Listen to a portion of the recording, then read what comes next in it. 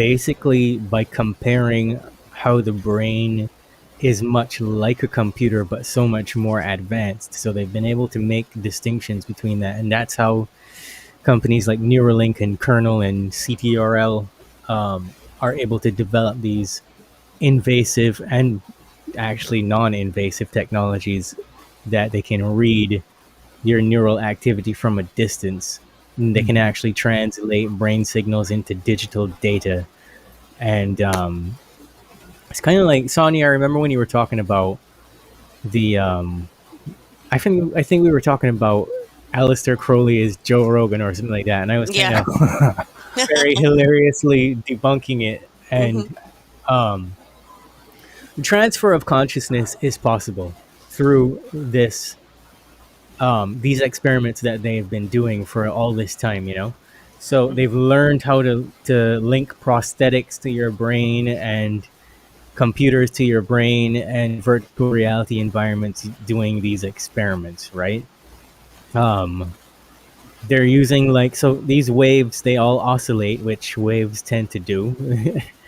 And it's through that natural movement that they can use sensors and stuff to kind of determine what your brain waves are like, and they can sync up with that, is what I'm saying. And they can transmit thoughts to you using that technology, to keep it simple. So a lot of it is actually positive, because they're saying that such technology could actually be used for therapeutic purposes, like treating PTSD, correcting cognitive biases, enhancing learning by stimulating the memory consolidation that you have during sleep. But as we know, it's probably being used for worse stuff. And along with all that, you got to look at like mind control throughout history. And they've always been trying to figure out how to hack into people's minds and get them to do whatever they want you to do, right? Right. So we know that MK Ultra explored mind control using drugs and hypnosis and subliminal messaging. And this is kind of like MK Ultra 5.0, because they've had so much time to perfect all of this. So they are using it for behavioral modification. They are using it for remote neural monitoring, and they are using it to try to develop psychotronic weaponry. So, you know, basically like Cyclops from the X-Men, just zap somebody using your mind, you know? Yeah. So yeah, they're using electromagnetic surveillance, and I think that a lot of that is being done using electromagnetic fields. And they can do that because everybody's got a TV in their house, or they've got a smartphone in their house. Right. You have the neural data networks that are set up using all these idiots. I'm sorry to anybody that listens to this and they get classed as an idiot, but you're an idiot if you own a VR headset or anything like that you can put on your head. All of that stuff is monitoring and collecting information on you. Smart watches are collecting information on you, and the guise of wellness tracking is one of the biggest ways that they harvest your data That's right. and send feedback to their big ass neural data networks that they're using for perfecting this technology. Artificial intelligence pattern recognition is a big deal in this whole thing. So they take that raw neural data and use AI to interpret it, figure out how you respond to emotional states, how good your memory recall is, how good you are at solving problems effectively. And they can log into that, the record that your brain naturally keeps while you're sleeping, and take that from you. So if you fall asleep wearing your smartwatch, you're screwed. I think they have the technology. It hasn't been implemented yet, but the more advancement they make in mobile phone technology, the easier it will be for them to read your electromagnetic field and do the same thing if your phone is right next to you. Yep. So they can manipulate your dreams. They're experimenting with that, where they can allow subtle changes in your dreams based on what they can see. They'll be watching it on a computer screen like it's a TV show, and then they can say, okay, well, make this memory go away and change that to something else. They can insert visual and auditory cues that will change your thought patterns. change the way you make decisions, change the way you respond to emotions. So tested all this, um, especially through the MK Ultra research, which is currently ongoing, where they're experimenting with lucid dreaming and stuff. Mm-hmm. They can target certain memories and reactivate them or deactivate them as they see fit. Mm-hmm. So yeah, I'll I've, stop I've, there on that.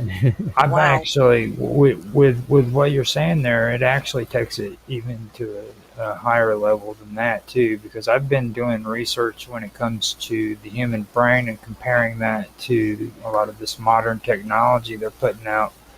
And even with AI, I wish that was where it ended, but it doesn't, because I remember growing up with the term wetware, or not growing up really, but whenever I was in my 30s and stuff, they referred to it as wetware, where it's biological technology that they're using. They're incorporating biological uh, frameworks with computer science. And when I started learning about this stuff right here, um, I started also finding out that they're not only wanting to possibly control you, but they're also wanting to educate this technology on how to behave like humans, and how to react like we do. You know what I mean? They want to know. Yeah. They want that technology to know how slow wave sleep works, and different phases that you go through from childhood to adult when it comes to slow wave sleep, and how important it is to the human body. They're into that. That's what they want those machines to know. So with Mhm. that, I want to see what your take is on that. Well, science fiction isn't really fiction. They've just been, not even to say like, because I don't necessarily agree with the idea of that they have to tell you what they're doing. I don't think they have to tell you what they're doing. I think it's a part of their sadistic process where they get a kick out of just saying, "Oh, I wonder what they think about this."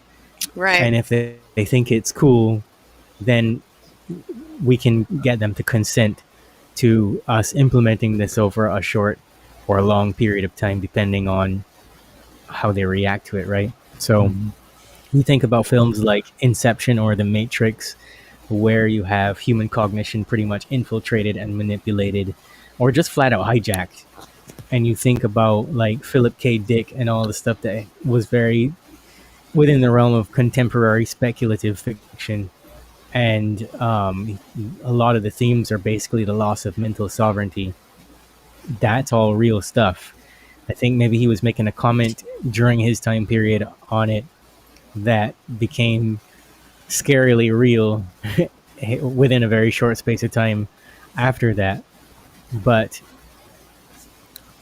the most scary part about it is that there's a big gap in the data where all of a sudden it's gone from being conspiracy theory and foolishness to you have 2022, 2023, 2024, 2025. You can find the most recent research that they've let come out on it Mhm. about remote wearable neuroimaging devices for mental health and sleep monitoring, and um, things from the Mayo Clinic that explain how EEGs are measuring electrical activities going in the brain, and they can tell how you're sleeping, to like targeted memory reactivation for people who have brain damage. And um, there's so much stuff. Yeah. UCLA has research that they're telling you about targeted deep brain stimulation, and it's supposed to be for memory consolidation, but we know it's not really just about that, because universities are essentially think tanks Mm-hmm. where all of this stuff is thought up and implemented, and they always try to convince you, hey, we just did a study and it says this, when reality is that they've been experimenting for a long time and they already know exactly what they're doing. So Mm-hmm. they're going to try to use I predict within the next 10 to 12 years, they're going to try to use all of these wellness devices and VR headsets and smart TVs and smartphones as different ways to connect you to the cloud, essentially. Yeah. Well, Sabrina Wallace says we're already connected to the cloud through smart dust because we're breathing it in and it passes the blood-brain barrier and it's all in our brains and everywhere. It's in clothes, food, it's pretty much everywhere.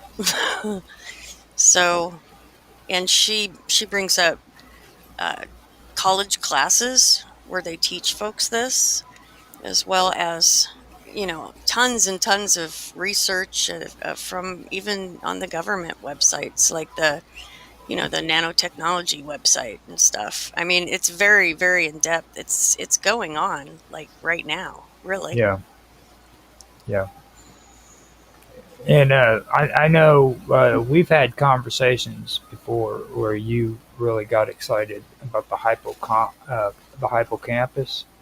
And the one thing that I kept quiet when we were talking because I wanted to remain where you think I was smart and stuff. But I'm gonna go ahead and show my stupidity now, okay? Because this is something that I wanted to wait for and ask you about. Now with the hippocampus, especially when it comes to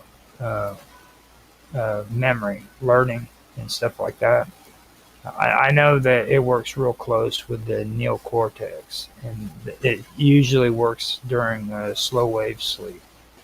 You know, now when you were talking about the brain being able to, well, I'll just say it the way I say it. When you're asleep and you're in deep sleep, the brain is basically filing information. You know what I mean? The information that it feels that is necessary, it keeps, and the information that it feels unnecessary, it just discards.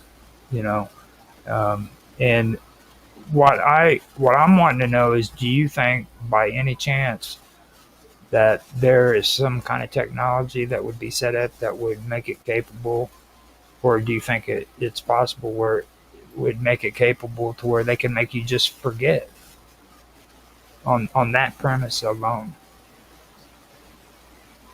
They already have that technology. They've had that technology for a very long time, and they allude to it in a lot of movies and stuff. I mean, from back in the 80s, they kind of allude to it, including like Men in Black, which is that device. He presses it, it flashes the light, and you forget the moments that happened before. And they can set on a dial, you know, how much they want you to forget. If they want you to completely forget everything and be wiped, they can do that too, but it just isn't commonplace.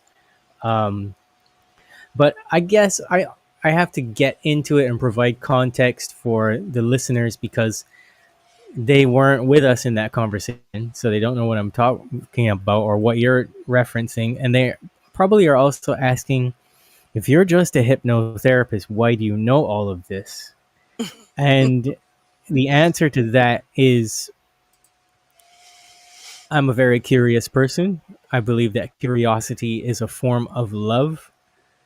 I have training as well in human behavior, which leads you down a very dark path if you're actually interested in the application of it. But hypnotherapy is a process. Hypnotherapy is the science of the subconscious mind. And then, in order to answer the question, what is the subconscious mind and how does it work inside of the brain? Because that's the only thing we know that we can see and we can touch.